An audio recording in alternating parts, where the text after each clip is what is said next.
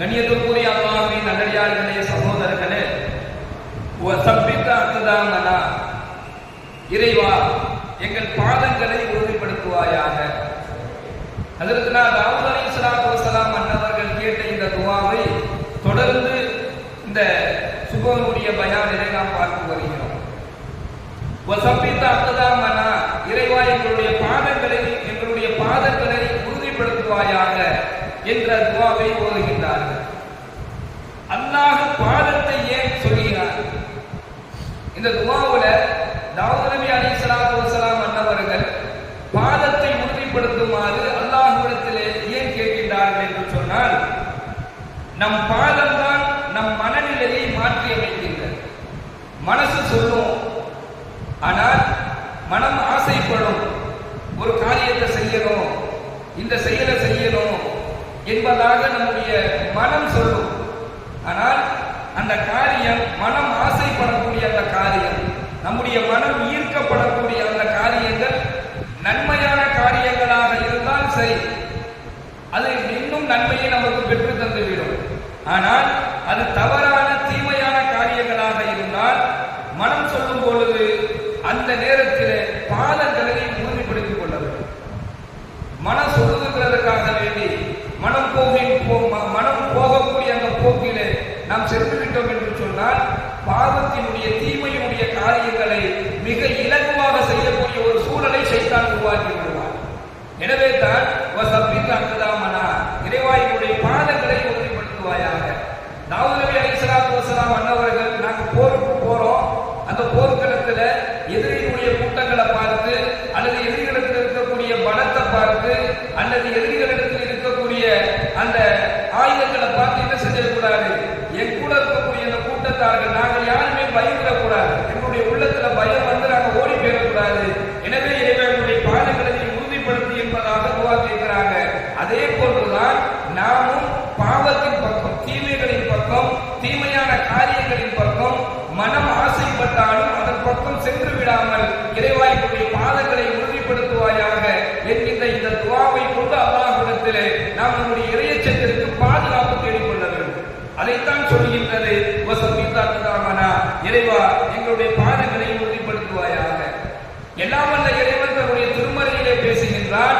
பாஹா, நபியே, மா அன்ஸல்னா அலைக்கல் குர்ஆன லிதஷ்கா, நபியே நீர் கஷ்டப்படுவதற்காக வேண்டி நாம் இந்த குர்ஆனை இறக்கவில்லை என்பதாக அல்லாஹ் பேசுகின்றார். அடுத்து சொல்றான், இல்லா தذكرத்தல் லிமன் யஷா, அல்லாஹ்வை அஞ்சக்கூடியவர்களுக்கு, அல்லாஹ்வினுடைய பாதையில உறுதியாக இருக்கக்கூடியவர்கள், அல்லாஹ்வினுடைய கட்டளைகளை நிறைவேற்றுவதில் தங்களுடைய பாதங்களை உறுதிப்படுத்திக் கொள்ளக்கூடிய அந்த இறையச்சவாதிகளுக்கு இல்லா தذكرத்தல் லிமன் யஷா, அவர்களுக்கு இந்த குர்ஆனிலே நல்ல உபதேசங்களை தவிர வேறு இல்லை என்பதாக எல்லாம் வல்ல இறைவன் சூரத்துல் தாஹாவினுடைய முதல் வசனத்திலேயே அல்லாஹ் இந்த விஷயங்களை பேசுகின்றார். அல்லாஹ்வுடைய கட்டளைகள் எப்போதுமே நமக்கு துன்பத்தை ஒருபோதும் தராது.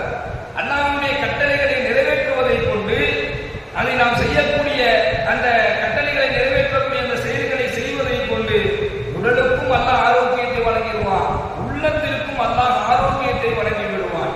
நியமிக்க சகோதரர்களே, நம் பாதங்களை எதெல்லாம் அல்லாஹ் உறுதிப்படுத்த வேண்டும் என்று சொன்னால், யா அல்லாஹ் நீ எந்த கட்டளைகளை எனக்கு நீ கொடுத்திருக்கின்றாயோ, உங்களுக்கு நீ வழங்கியிருக்கின்றாயோ, அந்த கட்டளைகளை நிறைவேற்றக்கூடிய விஷயத்தில் எங்களுடைய பாதங்களை உறுதிப்படுத்தி என்பதாக நாம் அல்லாஹ்விடத்திலே கேட்டது.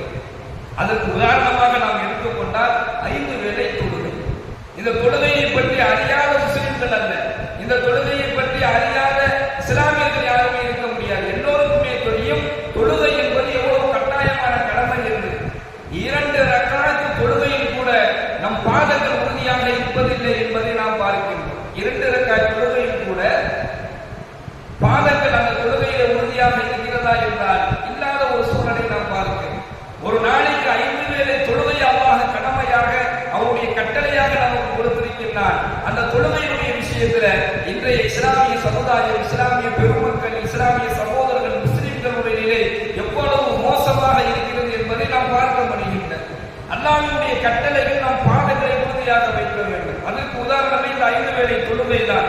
இந்த தொழுகை ரொம்ப இலகுவானது என்பதாக அல்லாஹ் சொல்கின்றான். நபிகள் நாயகம் ஸல்லல்லாஹு அலைஹி வஸல்லம் அவர்கள் உலகத்தினுடைய ஆசைகளை பார்த்து, உலகத்தின் மேல் இருக்கக்கூடிய ஆசையின் காரணமாக, உலகத்தின் மீது இருக்கக்கூடிய அந்த மோகத்தின் காரணமாக அல்லாஹ்வுடைய கட்டளைகளை புறக்கணிக்கக்கூடிய மனிதரை பார்த்து நான் ஆச்சரியப்படுகிறேன் என்பதாக ஸல்லல்லாஹு அலைஹி வஸல்லம் அவர்கள் சொல்கின்றார்கள். இந்த 5 வேளை தொழுகை அது எந்த விதமான சிரமத்தையும் நமக்கு தராது, அது ரொம்ப இலகுவானது என்பதாக சொல்கின்றார்கள். ஆனால் அந்த தொழுகை ரொம்ப சிரமத்தை தரக்கூடியதாக பார்க்கக்கூடிய அந்த மக்களை அல்லாஹ் பாதுகாக்க வேண்டும்.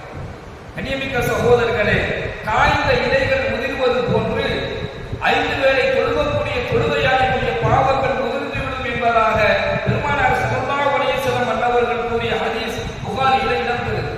ஒரு தொழுகையாளிக்கு அல்லாஹ் உடனே கொடுக்கக்கூடிய சிறப்பு என்னவென்று சொன்னால், இதைத்தான் பெருமானார் ஸல்லல்லாஹு அலைஹி வஸல்லம் சொல்றாங்க. தொழுகையினுடைய விஷயத்துல யா அல்லாஹ் எங்களுடைய பாதங்களை உறுதிப்படுத்துவாயாக என்பதாக நாம் கேட்க வேண்டும். ஒரு தொழுகையாளிக்கு அல்லாஹ் உடனே வழங்கக்கூடிய அந்தஸ்து தான், காய்ந்த இலைகள் எப்படி மரத்திலிருந்து வேகமா ஒரு காத்தடிச்சாலோ, ஒரு கல்லெடுத்து அடிச்சாலோ, ஒரு குச்சி எடுத்து அடிச்சாலோ எப்படி முதிர்ந்து கொட்டி விடுமோ, அது போன்ற உடைய பாவங்களை எல்லாம் அழித்து விடுகிறான் என்பதாக நாயகம் ஸல்லல்லாஹு அலைஹி வஸல்லம் சொல்லி காண்பிக்கின்றார்கள். யா அல்லாஹ் தொழுகையை உடைய பாதங்களை உறுதிப்படுத்துவாயாக, வஸப்பித் அக்தாமனா உன்னுடைய கட்டளைகளை நிறைவேற்றக்கூடிய விஷயத்தில் எங்கள் பாதங்களை உறுதிப்படுத்துவாயாக. ஸல்லல்லாஹு அலைஹி வஸல்லம் அவர்களிடத்தில் இந்த ஹதீஸை அன்னை ஆயிஷா ரலியல்லாஹு அன்ஹா அவர்கள் அறிவிக்கின்றார்கள். நபிகள் நாயகம் ஸல்லல்லாஹு அலைஹி வஸல்லம் அவர்கள் வீட்டில் இருக்கும்போது ஆயிஷா மாட்ட ஒரு பெண்மணி வந்து நீண்ட நேரம் பேசிக்கிட்டு இருக்கிறாங்க. அப்ப பேசிட்டு அந்த பெண்மணி பேசிட்டு இருக்கும் பொழுது பெருமானார் ஸல்லல்லாஹு அலைஹி வஸல்லம் அவர்கள் ஆயிஷா மாட்ட கேட்கிறாங்க, இவங்க யாருன்னு சொல்லி கேட்கிறாங்க. ஆயிஷா அம்மா சொல்றாங்க, அல்லாஹ்வுடைய தூதரே, இந்த பெண்மணி ரொம்ப கண்ணியமானவங்க, எனக்கு தெரிஞ்சு தொழுகையினுடைய விஷயத்துல இந்த பெண்மணி அசட்டையாக இருந்ததாகவே நான் பார்த்ததில்லை. அவங்களுடைய அல்லாஹ்வுடைய கடமைகள் கட்டளைகளை நிறைவேற்றக்கூடிய விஷயத்துல இந்த பெண் ரொம்ப உயர்வானவங்க, ஆனா அதே போன்ற தொழுகையினுடைய விஷயத்துல இந்த பெண் ரொம்ப உறுதியானவங்க என்பதாக அந்த பெண்ணை பற்றி ஸல்லல்லாஹு அலைஹி வஸல்லம் அவர்கள் அறிமுகப்படுத்துறாங்க. அப்ப நாயகம் ஸல்லல்லாஹு அலைஹி வஸல்லம் அவர்கள் அந்த பெண்மணிக்கு இந்த உபதேசத்தை சொல்றாங்க, நல் வணக்கங்களில் நீங்க இப்ப என்ன இபாதத் செஞ்சுக்கிட்டு வர்றீங்களோ, நீங்க என்ன இப்ப இபாதத்துல நீங்க கடைபிடிச்சிட்டு வர்றீங்களோ, உங்களுடைய நல் வணக்கங்களில் நீங்கள் சக்தி பெறும் அளவை கொண்டு பற்றி பிடித்துக் கொள்ளுங்கள். அப்ப என்ன செய்யறாங்க, நீங்க இதுவரைக்கும் எவ்வளவு ஈமானோடு உங்களுடைய தொழுகையில உறுதியாக இருந்தீங்களோ அந்த உறுதியை நீங்க ஒருபோதும் கைவிட்டு விட வேண்டாம். அல்லாஹ் மீது ஆணையாக, அடுத்து ஸல்லல்லாஹு அலைஹி வஸல்லம் சொல்றாங்க, அல்லாஹ் மீது ஆணையாக நீங்கள் அமல்கள் செய்யக்கூடிய இபாதத் செய்யக்கூடிய விஷயத்துல நீங்கள் சடைவடையாத வரையும் அல்லாஹ் சடைவடைய மாட்டான். அமல்களுடைய இபாதத்தினுடைய விஷயத்துல நாம சடைவடையாத வரையிலும் அல்லாஹ் சடைவடைய மாட்டான். இந்த மார்க்கத்திலேயே, இந்த இஸ்லாத்தினுடைய மார்க்கத்திலேயே அல்லாஹ்விற்கு மிகவும் பிரியமானது என்ன அப்படின்னு சொன்னா, ஒரு அமலை செய்பவர் அதை நிரந்தரமாக செய்வதை தான் அல்லாஹ் விரும்புகிறான் என்பதாக அந்த பெண்மணிக்கு பெருமானார் ஸல்லல்லாஹு அலைஹி வஸல்லம் அவர்கள் இந்த உபதேசத்தை சொல்லித் தருகின்றார்கள். இந்த ஹதீஸ் புகாரியிலே இடம்பெறுகின்றது. இப்ப கண்ணியமிக்க சகோதரர்களே, அமல்கள் இபாதத்தினுடைய விஷயத்துல, தொழுகையினுடைய விஷயத்துல நாம சடைவடைஞ்சிட்டோம்னா அல்லாஹ் சடைவடைஞ்சிட்டோம்.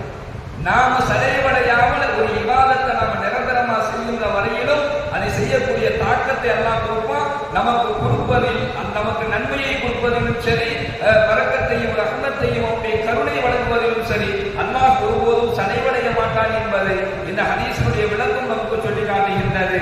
நல்ல காரியங்களில், நல்ல அமல்களில், நல்ல செயல்களில், நல்லவைகளில், இபாதத்துகளில், தொழுகையில் அல்லாஹ் எல்லாம் வல்ல இறைவன் நம் பாதங்களை உறுதிப்படுத்தி வைப்பானாக. எல்லாம் வல்ல இறைவன் நம்முடைய உள்ளங்களை உறுதிப்படுத்தி வைப்பானாக. வாஹிது தஅவானா அல்ஹம்துலில்லாஹி ரப்பில் ஆலமீன். அஸ்ஸலாமு அலைக்கும் வ ரஹ்மத்துல்லாஹி வ பரகாத்துஹு. சுப்ஹானல்லாஹி வ பிஹம்திஹி சுப்ஹானக்கல்லாஹும்ம வ பிஹம்திக வ நஷ்ஹது அல்லா இலாஹ